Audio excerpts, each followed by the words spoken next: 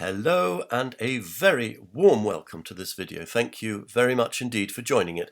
I've called this presentation Thomas Edward's New, and those of you who are familiar with this channel will know that it forms part of a ever-growing series. These ones are already up online, in each of which I take a contemporary of William Shakespeare and show that each witness knew that William Shakespeare was the pseudonym being used by the poetical 17th Earl of Oxford, Edward de Vere.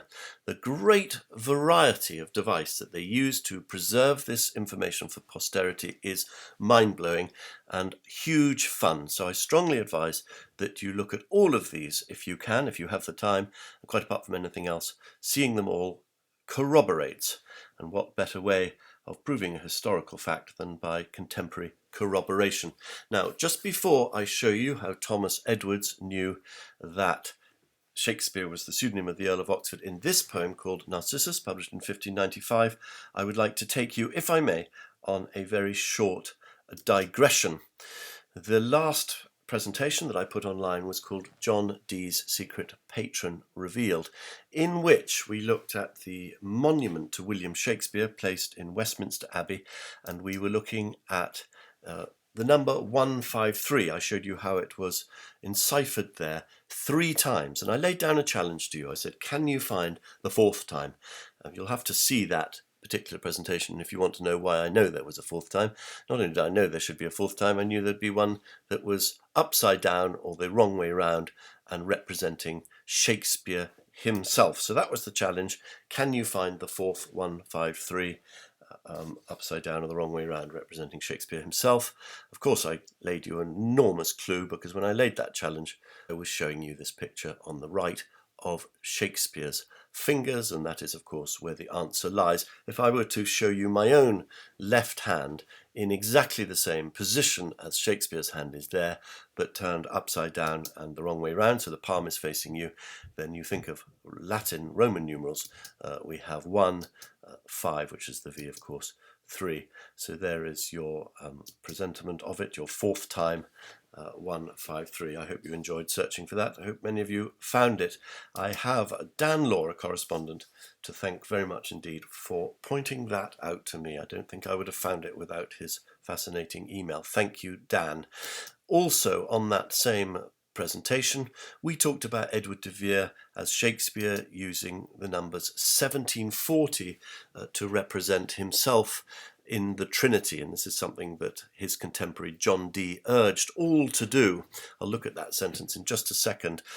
We looked at the famous symbol of the Trinity, the triple tau, represented by 3 T's, and the Latin alphabet gematria, which shows that T is 19, therefore the triple tau is 57, 3 19s are 57, and 1740, Edward de Vere's numbers, added them together, they come to 57, so he's aligning himself to the Trinity, just as Dee wanted him to do, but he's being much cleverer than that, much more sophisticated with his smart Tudor mind. He was also punning, because his belief is that the quaternary, as Dee put it, is concealed within the ternary, hidden in plain sight, that the Trinity actually has a 4th part, and that 4th part is the whole of God's creation.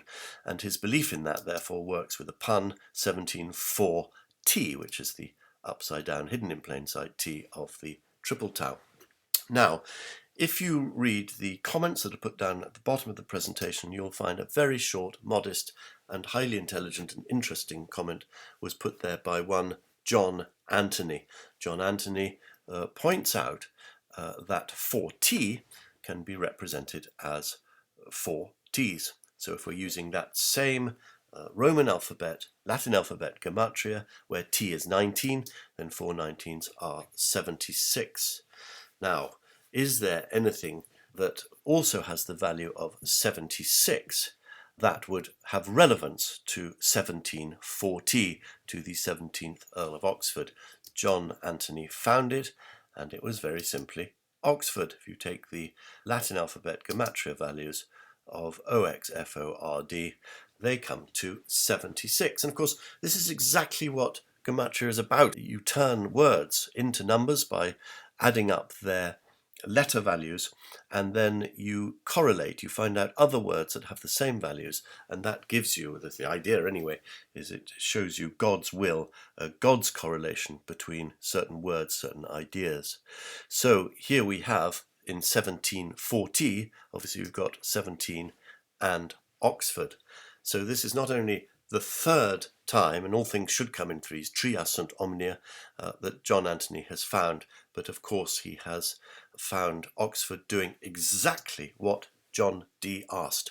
May we be led upward by degrees, so informing our rude imagination toward the conceiving of numbers absolutely, that at length we may be able to find the number of our own name gloriously exemplified and registered in the book of Trinity, most blessed and eternal. So I am very grateful indeed to John Anthony for that fantastic aperçu. I have noticed that John Anthony has just started his own YouTube channel where he explores many of these ideas, many thoughts about Oxford and sonnets, etc. And I strongly recommend those of you who are interested in these videos to have a visit of his YouTube channel as well. Right, back to the point in hand. We're supposed to be talking about Thomas Edwards New, that William Shakespeare was the pseudonym of Edward de Vere, in this poem called Narcissus. I'm pleased about this because we've reached a milestone here. Actually, we've now covered every single one of the allusions to William Shakespeare in the 1590s. That's important. Edward de Vere, of course, died in 1604. So all of the witnesses to Shakespeare during his lifetime have shown us that Edward de Vere was the pseudonym of William Shakespeare. It's so bizarre that modern professors of English literature, bicycling off with their misty spectacles in the wrong direction, still insisting that William Shakespeare, the author, was William Shaxper of Stratford, the unlettered merchant. And the whole point of history, if you're going to do it properly, is you must listen to contemporary voices, and that is exactly what they're not doing. And why on earth one should believe a 21st century English literature professor isn't really a historian over the contemporaries of the time who were living at the time of Oxford, all of them who are telling us that Shakespeare is the pseudonym of Oxford, I do not know. Okay, this poem I believe to be about the Earl of Southampton. It deals very much with the great scandal which was absolutely rife at the time, the scandal involving the Earl of Southampton, Penelope Rich and Edward de Vere, William Shakespeare. But I'm not going to go particularly into that scandal. I hope to be able to do that another time. Let's just stick with the question of authorship. And to find that, we have to go right to the end of the poem, to a section called l'envoi. L'envoi means a send-off. You quite often find them at the end of poems. They're usually sort of encapsulating or summing up what the whole poem was about. In this envoy, which is 15 verses long, he starts talking about poets that divinely dreamt, and he mentions Colin. Colin is the nickname for Edmund Spenser. Very often in those days, poets, or people who wrote works, were called after their works. So rather than saying Edmund Spenser, he says Colin, because Edmund Spenser actually identified himself as Colin in the Shepherd's Calendar, and he wrote Colin Clout has come home, etc. So that's Edmund Spenser. He then goes on to talk about two more poets, one under the name D.L. and one under the name Rosamond. They are, of course, the author of the D.L. sonnets, that we now know Henry Rosalie, 3rd Earl of Southampton, and the author of The Complaint of Rosamond, who was the distinguished Elizabethan poet Samuel Daniel. He then talks of Amintas, that's the poet Thomas Watson, who wrote a poem called Amintas, and of course the author of Hero and Leander is described as Leander here, and that is Christopher Marlowe. Then in verse 8 he comes to Adon, and I haven't heard a single critic, be they Stratfordianist in their outlook or Oxfordian, anyone else, who has denied that Adon represents William Shakespeare, who wrote Venus and Adonis. In fact, twice in that poem, Venus and Adonis, Adonis is called Adon. So there's no doubt whatsoever in anybody's mind that this verse is about William Shakespeare, and I'll just read it to you. Adon, deftly masking through stately troops, rich conceited, showed he well deserved to love's delight on him to gaze, and had not love herself entreated, other nymphs had sent him bays. You see, it's quite difficult to understand. One of the reasons it's hard to understand is this poet seems very insistent on putting a punctuation mark at the end of every single line, rather regardless of whether or not he wants you to read through it. That's one of the reasons. He's also using weird words, but I will come to what this is about. But I also want to turn the page because I'm very interested in the next two verses, the two verses that immediately follow on from the Adon Shakespeare verse. So what I'm going to do is stick the Adon verse to those follow-on verses so we can see them all at once without having to turn the page. So this verse following Adon Shakespeare starts with the word eke. Eke means furthermore, or as well. Eke in purple robes disdained, amidst the centre of this clime, I have heard say doth remain one whose power floweth far, that should have been of our rhyme the only object and the star. Well could his bewitching pen done the muses objects to us, although he differs much from men tilting under friaries, yet his golden art might woo us to have honoured him with bays. Again, first reading, it's a little bit difficult to see what he's saying. I think the punctuation, once again, is largely responsible, but also the vocabulary. Now, Stratfordian scholars have said, who could this poet be? Obviously, he's not Adon, he's another one. Although, notice something interesting. He doesn't have a name. All the previous poets have been given a nickname so that they're clearly identifiable. We had Colin, who was Spencer, and Rosamond, and Dial, and Amintus, and Leander, and Adon, all clearly identifiable. This one does not have a name, so that tells us something. He is what we call a concealed poet. That's usually a courtier poet who doesn't come out saying that he's a poet, but is a concealed poet, very much a thing of the time. Now, the first thing that is said about this concealed poet is that he's in purple robes.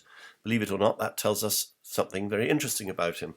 There was a law that was passed on the 15th of June 1573, known as a sumptuary law, in which it was stated that none shall wear purple, and I quote, except dukes, marquises, and earls, who may wear the same in doublets, jerkins, linings of cloaks, gowns, and hose.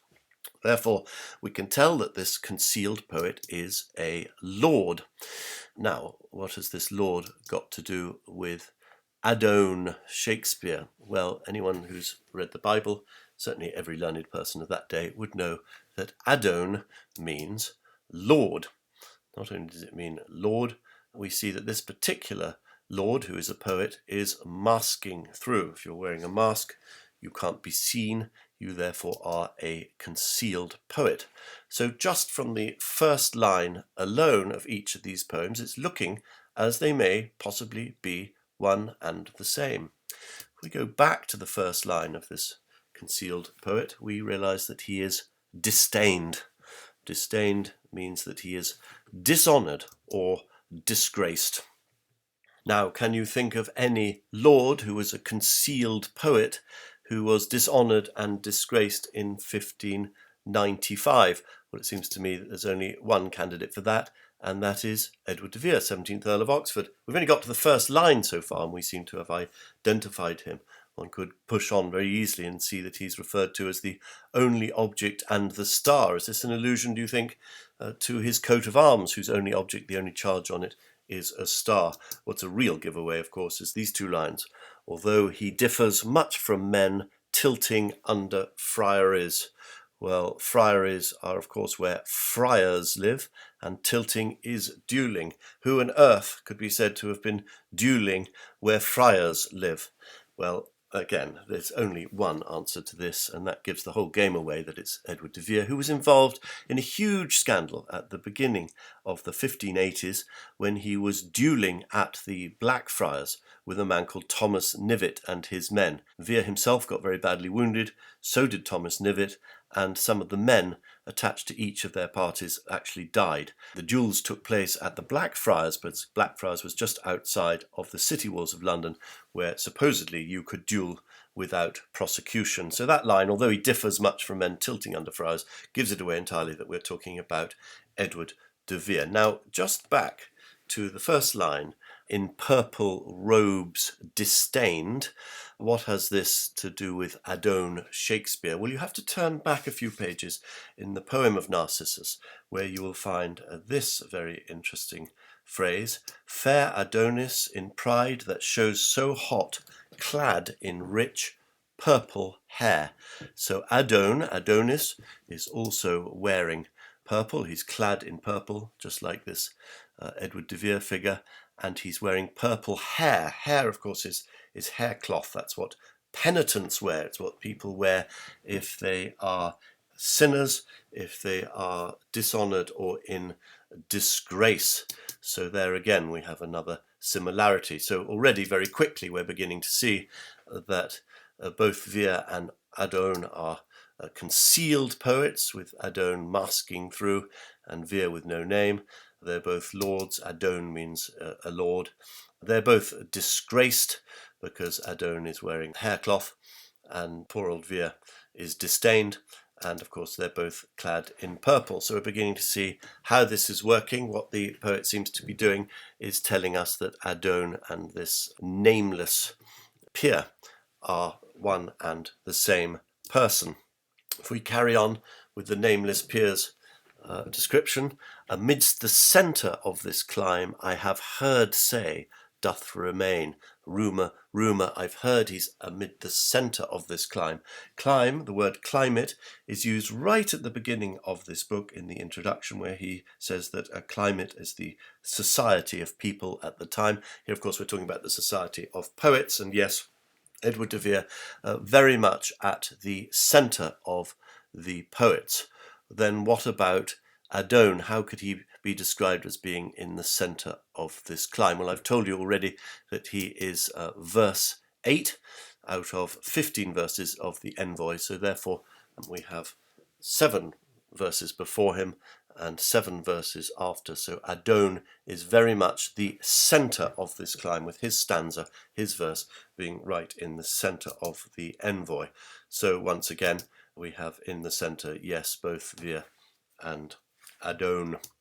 We read of Adon, Shakespeare, and had not love herself entreated, other nymphs had sent him bays. That's the subjunctive. Other nymphs would have sent him bays. Bays, of course, are the laurel bays which honour a poet. He would have got these bays had not love herself entreated.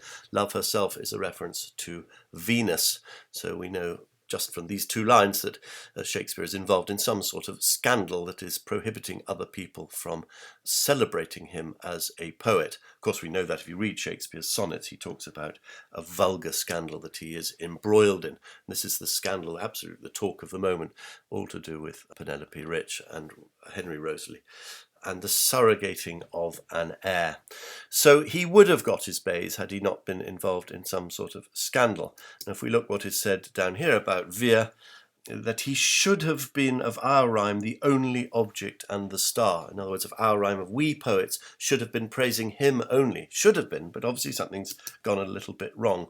Yet his golden art might woo us to have honoured him with bays.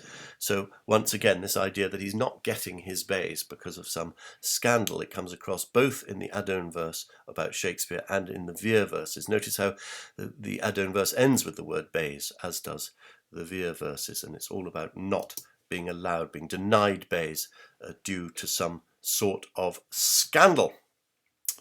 When we look at this line, one whose power floweth far. Well, we know that Edward de Vere's power floweth far. He was, in fact, Lord Great Chamberlain of England. To say his power floweth far rather implies that he is someone of high estate, and someone of high estate, if he were writing poems, would of course write stately poems.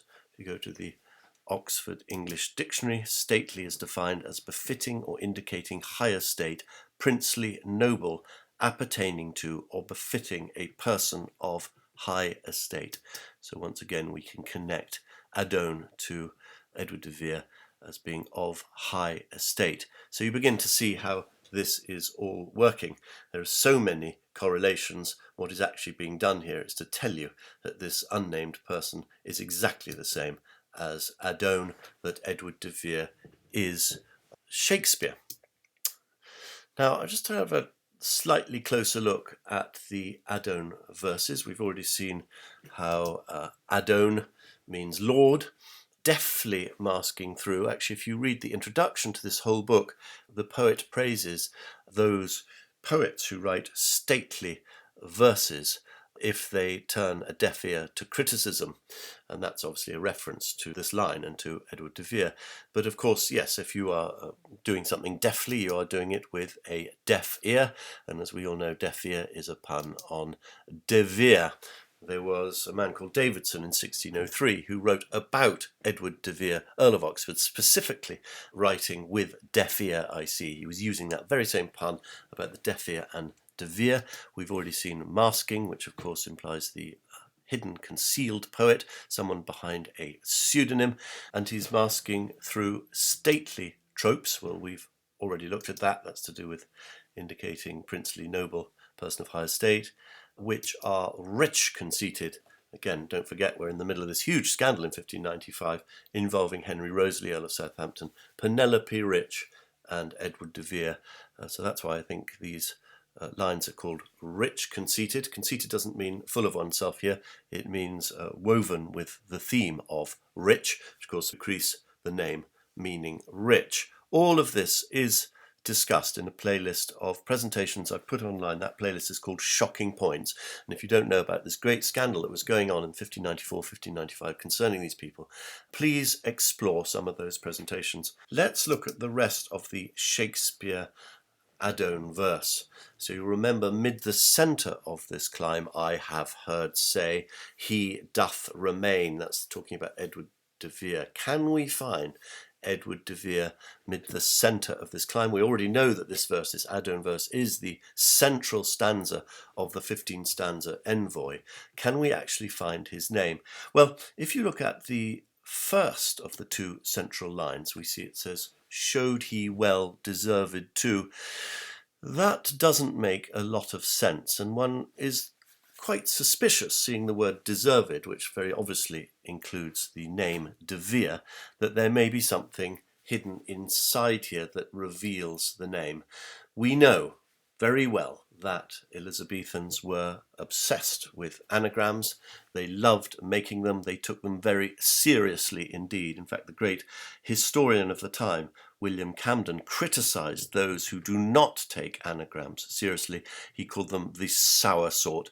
Well, we don't want to be seen as the sour sort, so let us try and make an anagram out of this, knowing that we have actually been directed, he doth remain in the centre of this climb, we have been directed to the centre of this verse to look for his name. We do see deserved there, it seems to have de Vere in it, and in fact if you look at the showed, the EWD, that seems to have hints of Edward. It's almost as though every word doth almost tell his name. Remember that phrase from Shakespeare's sonnet 76? Every word doth almost tell my name. Well, if we are going to try to make an anagram out of this line that is remotely convincing, it has to follow certain rules.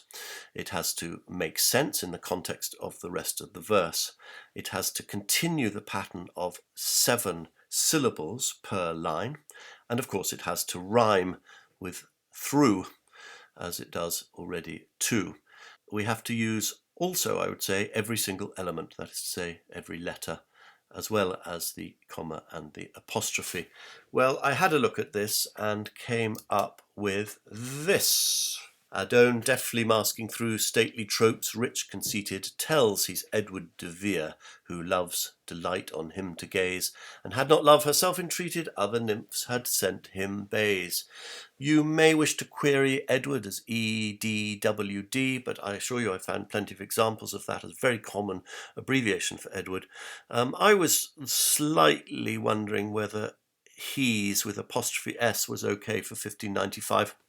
I found it was, in fact. And in fact, in this very poem, the verse just above, it says, Leander's gone, with the apostrophe S, meaning Leander is gone, just as this apostrophe S is used to say he is.